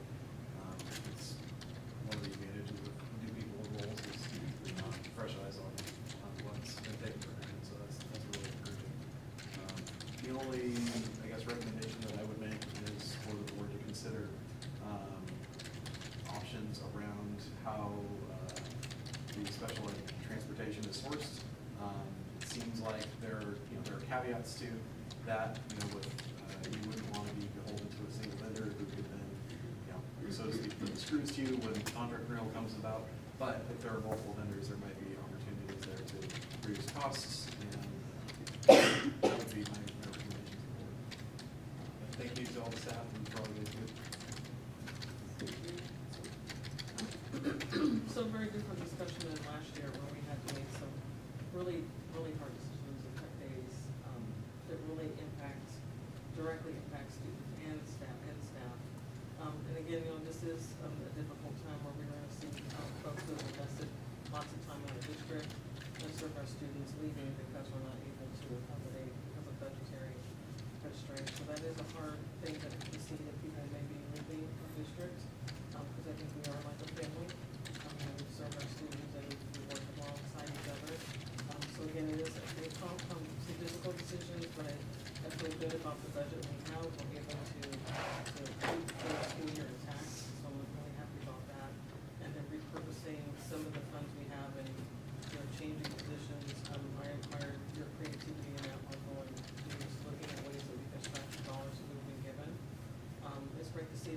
prizes of some of the grants, or the next episodes, and use those for additional supports. My hope is that, you know, at some point, we're able just to bring back what we've always lost over the last 10, 15 years. So, I appreciate all the work going into this, and I'm hoping that, we have that for the school year, and that's what we have, so.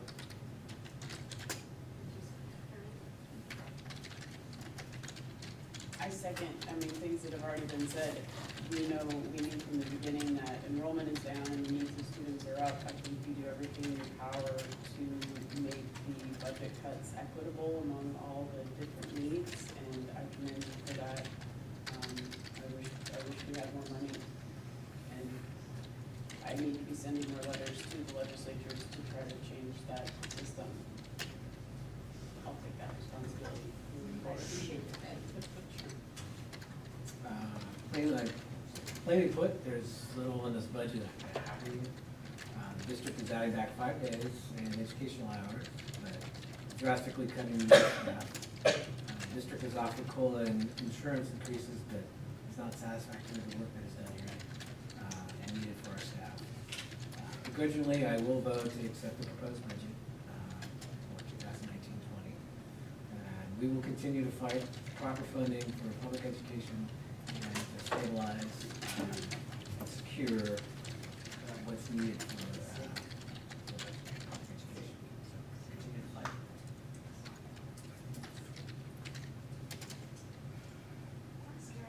Oh, no, I'm just grateful for the work that everyone does, and we're done.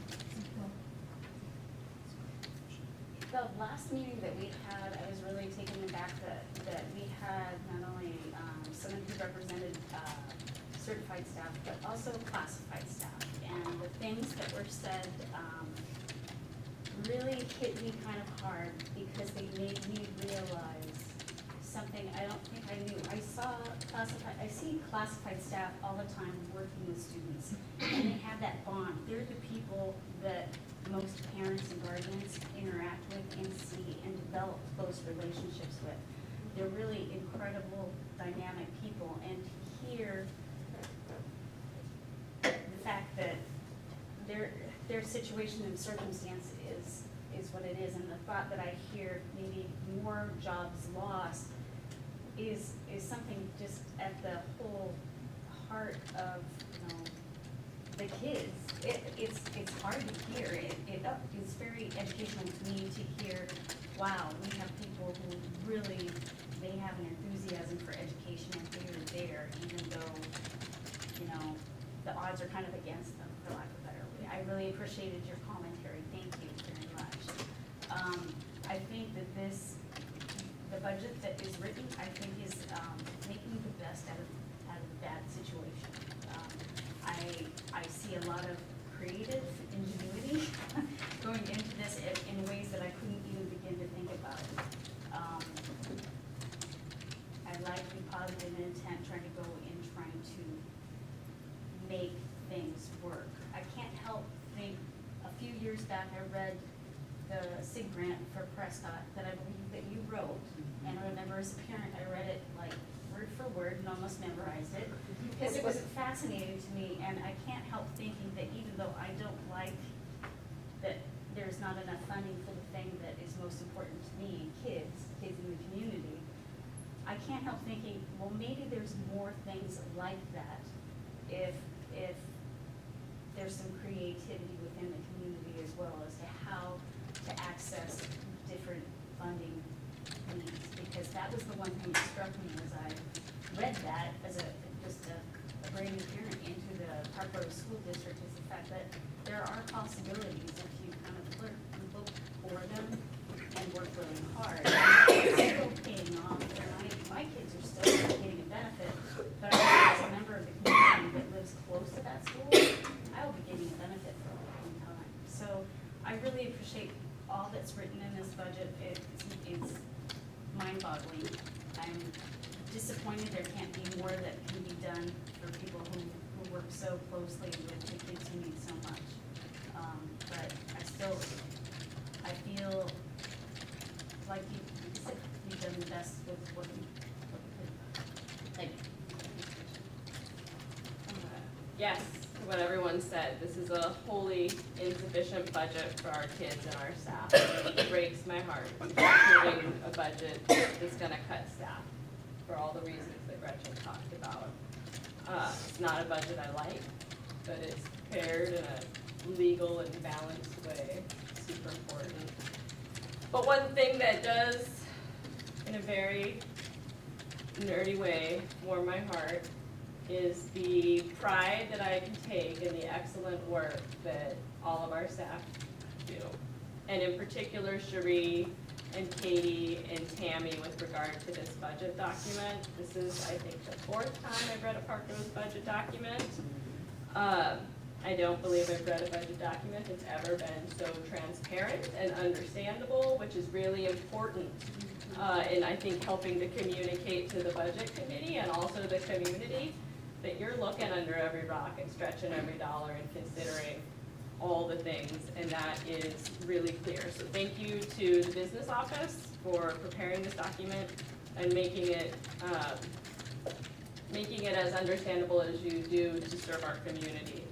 I promise to continue to do everything I can to get out, to advocate for our kids, right? Let's show up at the legislative town halls, let's show up at opportunities to publicly testify. I've done that 2 times and made the news, which is pretty great, right? Because nobody even knows that we exist half the time. There's city commissioners that don't know we exist. The Oregonian doesn't seem to know we exist.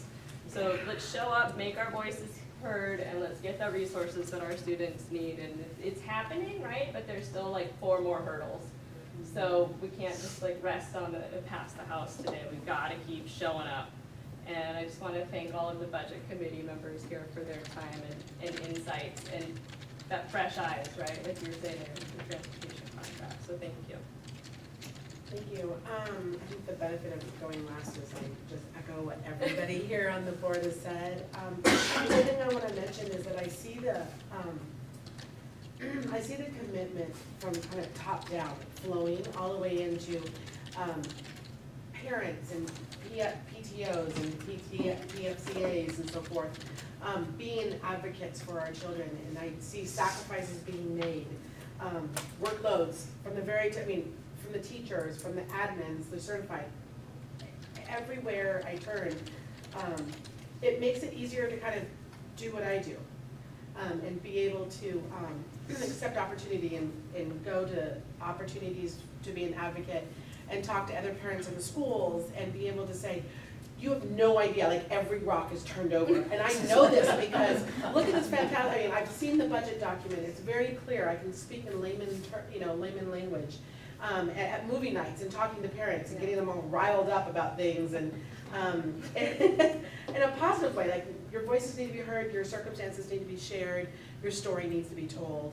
And I just appreciate everybody's efforts in the business office, and Cherie and Michael, thank you so much for leading this, and the transparency has been really helpful, and I thank you, and you guys continue to get better, which is amazing. Like, I don't think you said this is the 4th one, it's like it keeps getting better and better, just because you can speak to it, and it's understandable, and the creative lens that's being used by every single person in our community. It's not just us sitting up here in the budget committee or in the school board, it's PFCAs that are thinking about what grant can we do, how can we advocate for this program, how can we help Carolyn Langston do music, and everybody is thinking how can we make our community better, how can we make our kids' lives better, and that's a very, very wonderful community, and I just want to say thank you to everybody. That's it. All right, so let's move to number 5, which is the PFA comment. Brett Davidson, not here. Okay, is anybody in the stand? Okay. All right. Hi, Richard. Okay, we'd like to move to number 6, which is hearing comment from the OSEA. Richard Doyle, representative. Did they win? It's still going, about 4 minutes left, ladies and gentlemen. We're running over here with 4 minutes left. I feel like we should broadcast it live for your 5 minutes.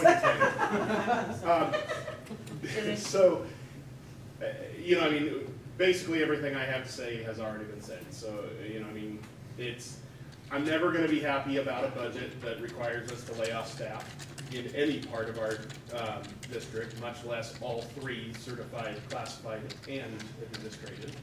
I'm never gonna be happy with a budget that requires us to lay off the sheer number of classified staff that are going to be losing jobs. The bright side is, if you can call it that, I guess, you know, I mean, there is a bright side in that the remaining positions are going to be better off. They're going to be stronger. They're going to have more hours, better benefits. So that's, at least that part is moving in the right direction. You know, I mean, this is an impossible job when you're not given enough money to do the things we all know that we need to do.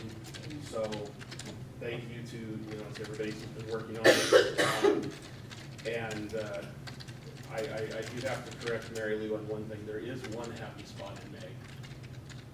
That's right. There is, and I was wondering if you were I would be going to remiss if bring I it came up here without saying that on May 10th, we have our annual benefit.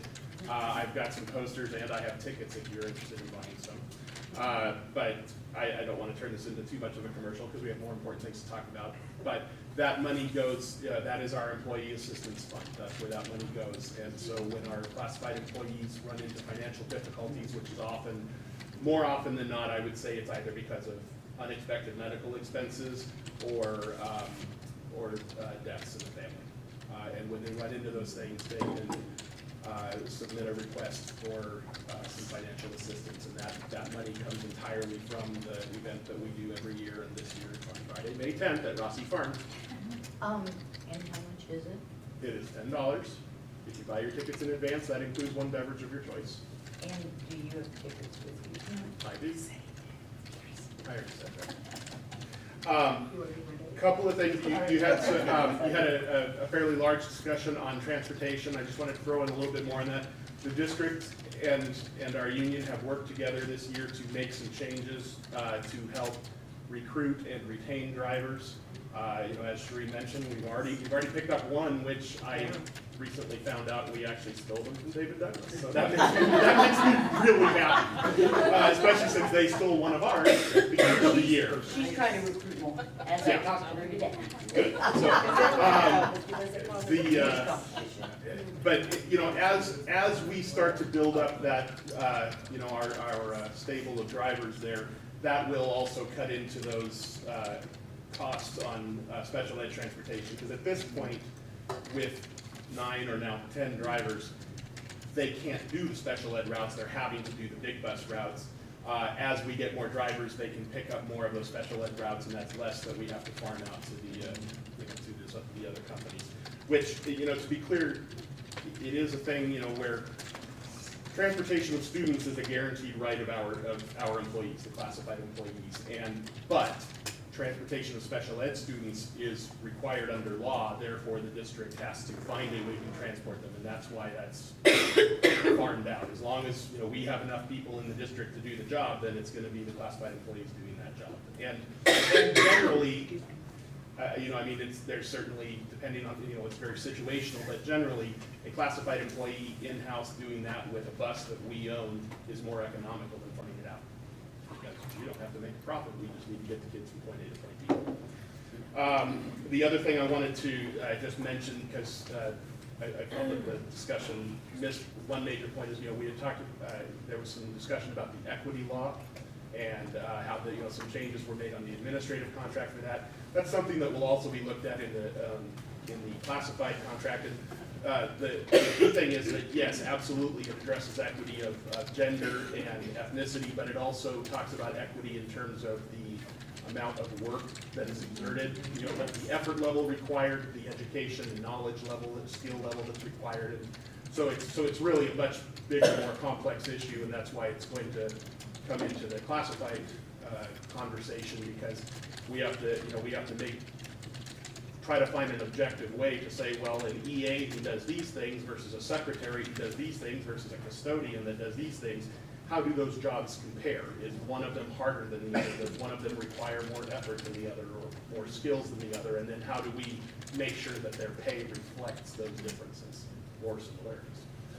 So anyway, I just wanted to throw that in there to kind of enrich the discussion. Yeah. Anyway, so yeah, that's what I've got. Thank you to our business department. Oh, there you go. Tammy and Katie. Well, yeah, I couldn't find Tammy, I forgot where she was. And, you know, to our business department and to Michael, and I also want to add that, you know, I mean, obviously in my position, you know, a lot of what I try to do is make sure that I have influence in things to help my members. And as I've said, you know, last time, I'm a strong believer that as I help my members, that helps our students. And, you know, I mean, our current administration has made that very easy. They're very collaborative. They don't always make the decisions I want them to make. They don't always make the decisions in the way that I want them to make. They don't always, you know, give me a $100,000 a year raise, but, you know, but ultimately the discussions are there. And, you know, and there's a lot of, I really believe, and I was talking to Mary Bradbury Jones the other day about, you know, like I sometimes have a managerial mindset, even though I'm on the labor side here, not the management side. But from a management perspective, it's really a prudent decision that our administration has made to involve labor in those discussions, because it heads off problems. It gives me a chance to say, well, I see where you're going, but we have to consider this. And, you know, and likewise, if they're explaining things to me, I can explain it to my members. You know, I often tell, you know, when I'm talking to a new principal, I often say to them, remember, you're the boss, you get to make the calls. You don't owe anybody an explanation, but that explanation will go a long ways in getting people to follow. And our current administration, I really believe, embodies that in how they've approached all of our problems, all of our successes, all of our decisions. So I want to put that out there for all of you and to thank them as well. So that is what I've got, other than the fact that I have tickets. And so once the meeting's over, I'll still be here, basking in blazer wind, you know. So if you're interested. Oh, and I also have posters. If any of you have workplaces where you could post it in your break room or whatever in the community, that would be awesome. So, Thank you. right, thanks. Thank you. All right. Do we have any citizen comment starts that went out? Okay. All right, moving to number 8 on the agenda. Do I hear a motion to approve the resolution? I have to just. Oh, you have to, Yeah. oh, You have to discuss it, and then you can do that next day. I appreciate it. okay. Okay, Moving on through. I get it. A lot of discussions, and I think basically going back to how do we derive on our tax authority other than the permanent rate? There is the money that we have to appropriate to pay our debt, right? So if you guys would, if you have your budget book, you could go to page 100 and 101, right? It is the amortization schedules. So there's 2 pieces of this resolution that we have. One's the permanent rate, right, that we have for 1,000. That allows us to appropriate the taxes. But the other one is the appropriate taxes to pay for the bond that we did in 2011. Not the PERS bond, because we don't appropriate taxes for the PERS bond, or the QZAB debt that we did in 2009, or the one we did on the bus, because those I'm not allowed to appropriate taxes. The only thing that we can is the ones that we go out to the voters and say, I want you to approve this. And how that number is derived, basically, if you look at the amortization schedule, there's a column that says principal and interest, right? If you took the principal and interest for the 2011 bond, right, you got 1.9 million, and you got 1.7 million roughly in interest. That gives you a debt of basically $3.654 million, right? But the other piece of that, that's 2011A. We have another debt that's 2011B. Now that's a QZAB one-time payment of $15 million. However, I don't pay any principal, I pay the interest, right? So I pay $735,000 a year. But because the IRS allows us a rebate on that, we get a portion of that money back. And it's based on, in the last 7 years, it's called sequestration, you probably have heard the word before. There is a percentage in the sequestration threshold that this, even though we think we're gonna get 735 back, the Fed says, no, I'm gonna reduce it by this amount. At the time we were doing the budget, I did 7.5 because at the federal office, we thought it was gonna be that way. So it's actually 6.2. So when we look at that number, I take and build in roughly what I thought at 92.5% of the 735, I'm gonna get that money back from the IRS. So I may not be asking for the 735 plus the 3.6. I'm gonna ask for the net, cause I gotta take the $680,000 that I'm gonna get from the IRS back. And what happened years ago when Mary was doing this, she would add it to something and you couldn't see that dollar value. Now it actually sits as a revenue line in the debt fund because it is truly revenue. You have to show the total debt for the bond is $4,389,500. That is what I have to pay in a debt. But I get back roughly $680 or plus dollars. So I'm going to appropriate taxes for roughly $3.7 million. Now, do you think I get all the collections back? No. So I have to build in a collections rate anywhere between 95 to 90. So then I divide that 3.7, divide it by 90%, because we're in a biennium that we may not collect all the taxes, and to divide that, so that $4.1 million is taking the net 3.7 million and dividing it by 90% collections rate. That's how we have to determine, and it's pretty much done the standard way across the estate, okay? We have to appropriate the money, and a portion of that is to pay the 2023 one-time payment of $15 million. 2 years from now, on 6/30/2023, the district will have to write a $15 million check. Okay? I would say no.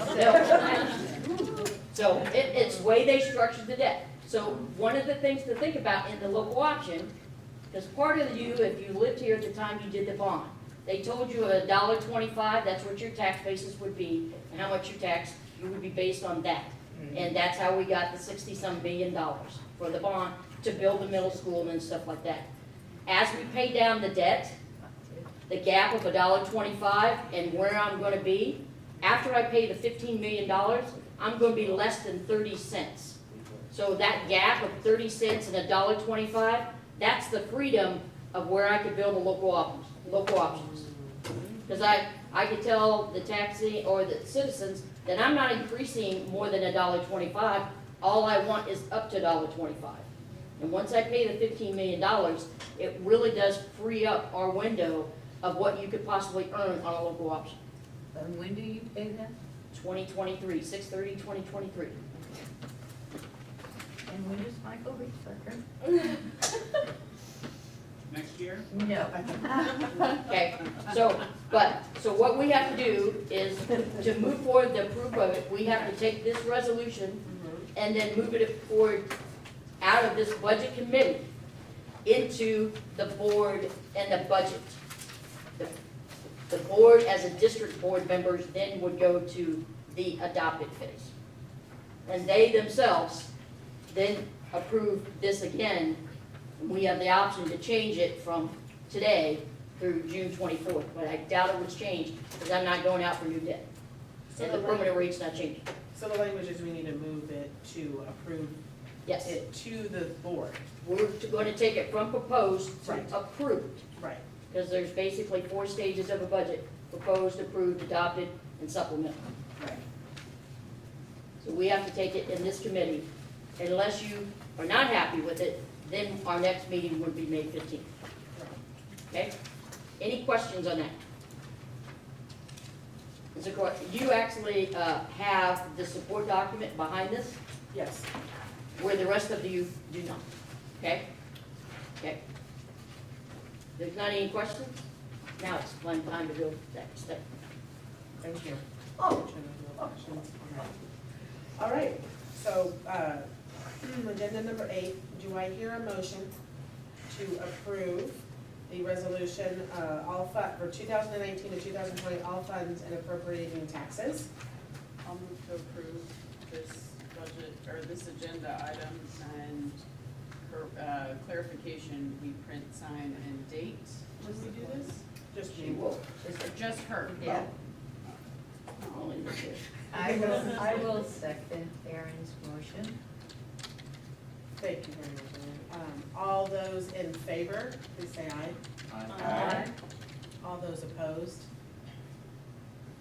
All right, it has unanimously passed.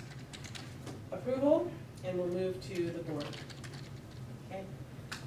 I'd like to publicly thank all the members of the board and the committee for all the work that you did in reading the wonderful, wonderful, most exciting financial document in the world. You just wait to get home. And I want to thank the district, Michael and the directors, and Katie and Tammy and Donna and Zena for all the hours that they put in to put this together, because nothing can be done by yourself, it's a team. And as we have gone out to the community, Michael and I and many other people, to get input, it was a different approach this year than we've ever used, and we appreciate all the work that's gone into this. And hopefully in the future, we will use some of those comments to go on the positive side and not the negative. But thank you, everybody, and Rick and everybody else that are out there to push our initiatives. It's not a happy day, but we're gonna get the best of it. Sheree, since there will be some numbers moved around in this document, would you like to have it? No, That, no, you get to keep those, because we have one official copy, and then when you get the adopted, we do not have to give you a book. We will give you the electronic version, and all I have to discuss is basically the categorical changes that we have. I don't have to give you another book again. And what is that? June 24th is when we will go and ask the board to adopt this approved budget going forward. Lots of things could possibly change from today to June 24th. Sure. We're starting negotiations. A lot of the legislation will start ratcheting down. There could be some changes in there that we have to make changes. We don't know. Okay, That's the fun job that I do. thank you. All right, just do a quick summary of the meeting for agenda item number 9. We called it to order. We approved unanimously the budget meeting minutes from our last meeting. Michael and Sherry led us through a very detailed questions and answers, and I just wanted to thank everybody for taking the time to send those to me. I really appreciate it. They were very concise and timely, and I appreciate that. We had our budget discussion throughout for the entire budget, as well as for the questions and responses. We were able to hear from the OSEA, Richard Doyle, today, and we had no citizen comments, and our PFA representative was not here as well. And then we got some detailed information in regard to the budget and the process, and then unanimously, we were able to approve our 2019-2020 budget, and I appreciate everybody's hard work in doing that. So at this time, I call the meeting to adjournment unless there's anything else. All right, there you go. Thank you.